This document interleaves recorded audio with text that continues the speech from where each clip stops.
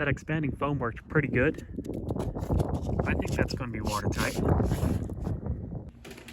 So in my last video, I got a lot of comments about needing more ventilation inside of the vehicle. So I got this to install on the roof, so that way I would get all the ventilation I need. It even comes with a little fan. I've never installed one of these, so this is going to be a first.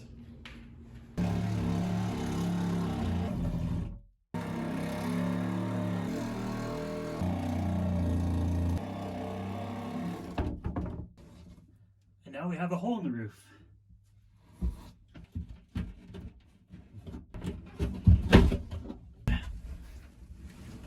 Come on, camera. There you go.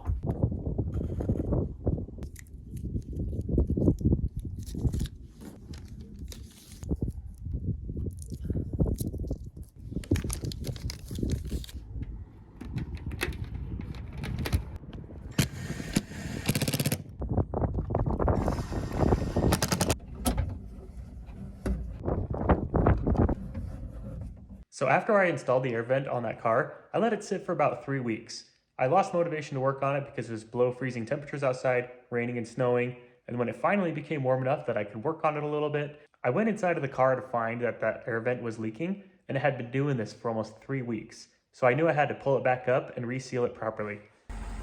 I was just coming in here to do a quick check on this thing, and I have quite the water leak. I assumed the way that I mounted this ceiling fan was going to be watertight, but it wasn't. We got a little bit of snow, it melted, and it's made its way in, ran down the sleeping area, and dripped all over the hybrid battery. This is worst case scenario. I honestly didn't expect this to happen.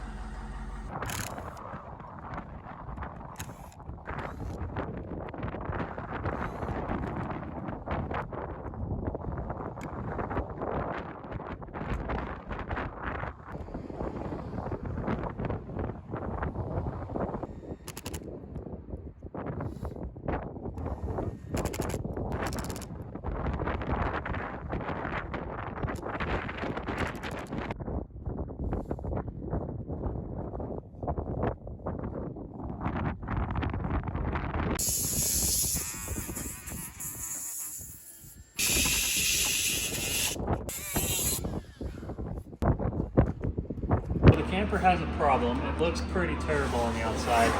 We're going to change some things that I've done with it. This is going to be our new roof structure. It'll help waterproof it and look a little bit sleeker. I think I'm going to have to buy 4 of these. I don't mind if the cameraman talks too. You can do videos. Cool. You think I should use this for the trim? Cameraman Alan? I would put that on a table saw and cut strips and use that for the trim. Would it look good? I think it'll look better than that. And it'll be flexible. So I was thinking about using this as the trim around the camper because it's an L shape. I think I'm just going to buy this for now. Because you can roll it and put it in a Prius.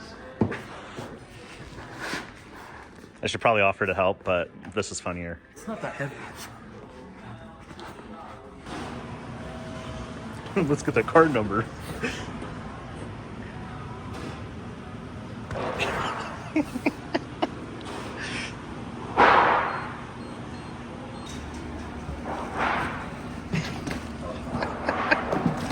Come on, roll up.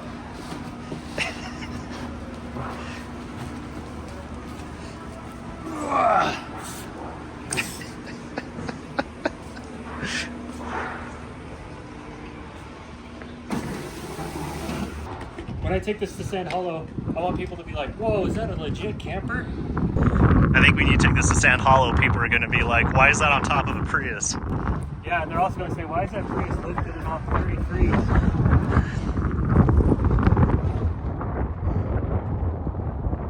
It's beautiful.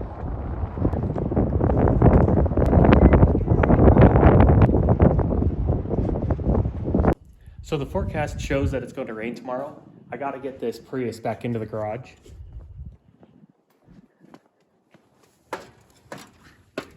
And it will not fit in the garage with this on there which has to come up anyways to put the new plastic siding on. So even though I just resealed this about 3 hours ago, it's coming back up again.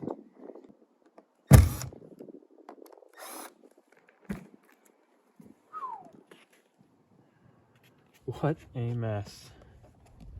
So I got the garage door to go past the opening of the garage right here by pulling this pin out and then using a couple of bungees to force it up. We're gonna see if that Prius will just drive on in here. I hope I don't have to deflate the tires again.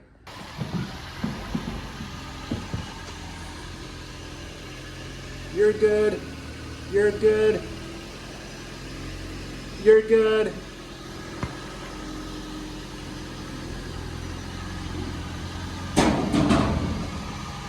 Got this thing back in the garage. I can finally become motivated again to work on this thing. It's been sitting for like a month outside like this. All right, we got 1 week to finish this thing. It's got water leaks. It looks terrible, and I want to get it ready for Matt's off-road games. This thing is not competing in those games. I just wanted to bring it out there to try to get a little bit more attention for the YouTube channel and to have some extra fun, see what it's capable of, maybe take it up some steep obstacles, who knows. You're not going to believe this, but it did not hold up water. Originally, when I put the roof vent on, it leaked tons of water, and it got all over the hybrid battery, which I now have to rebuild because it's throwing codes. And this wood that I used to build the shell is actually starting to separate and swell a little bit, and so I got lots of cracks. I don't think that it's really a weather problem, but it's not going to last for very long. So this is going to be the new siding. This is going to waterproof it way better. It's going to look like a legit camper. It's going to go up here. Now, it's not going to be particularly fun because the windows are already installed. I have to remove those for the second time. It's definitely a learning experience. I'm not a professional builder. This is the first time I've ever done something like this. I'm just learning as I go. So I wanted to get further along with the part 2 build of this camper, but I'm just going to keep this as like an update video. In the part 3, this is going to be completed and ready to go for Matt's off-road games.